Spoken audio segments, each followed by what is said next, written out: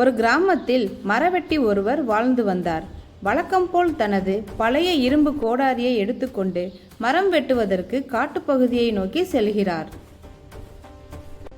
அமைதியான நதிக்கரையில் மரக்கட்டைகளை மிகுந்த சிரமத்துடன் வெட்டுகிறார். அப்போது கையில் இருந்த கோடாரி வழுக்கி நதிக்குள் விழுகிறது. இதை சற்றும் எதிர்பார்க்காத மரவெட்டி வருத்தப்படுகிறார். நதிக்கரையில் அமர்ந்து கொண்டு மனம் உடைந்து அழுகிறார். அட கடவுளே, இருந்தது ஒரே ஒரு கோடாரி, அதுவும் காணாமல் போய்விட்டது. இப்போது நான் என்ன செய்வது? எனது குடும்பம் மிகவும் வறுமையில் இருக்கிறதே என கூறி அழுகிறார். உடனே ஒரு பிரகாசமான ஒளியுடன் தேவதை ஆற்று நீரில் இருந்து எழுகிறது.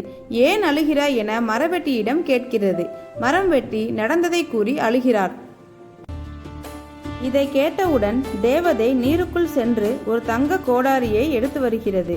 தங்க கோடாரியை காட்டி, இது உன் கோடாரியா என்று கேட்டது. மரம் வெட்டி, இது என் கோடாரி இல்லை என்றார். மறுபடியும் தேவதை நீருக்குள் சென்று வெள்ளி கோடாரியை எடுத்து வருகிறது. வெள்ளி கோடாரியை காட்டி, இது உன் கோடாரியா என்று கேட்டது. மரம் வெட்டி இல்லை என்றார். மீண்டும் தேவதை பழைய இரும்பு கோடாரியை நீருக்குள் இருந்து எடுத்து காட்டி, இது உன் கோடாரியா என்று கேட்டது. மரம் வெட்டி சந்தோஷத்துடன் ஆமாம் என்றார்.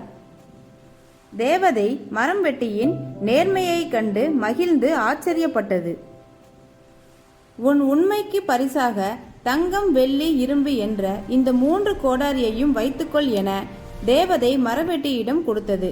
மரம்வெட்டி மகிழ்ச்சியுடன் நன்றி கூறி வாங்கி கொண்டார். ஒருவேளை மரவெட்டி தங்க கோடாரி மேல ஆசைப்பட்டிருந்தா அவருடைய பழைய இரும்பு கோடாரி கூட அவருக்கு கிடைச்சிருக்காது.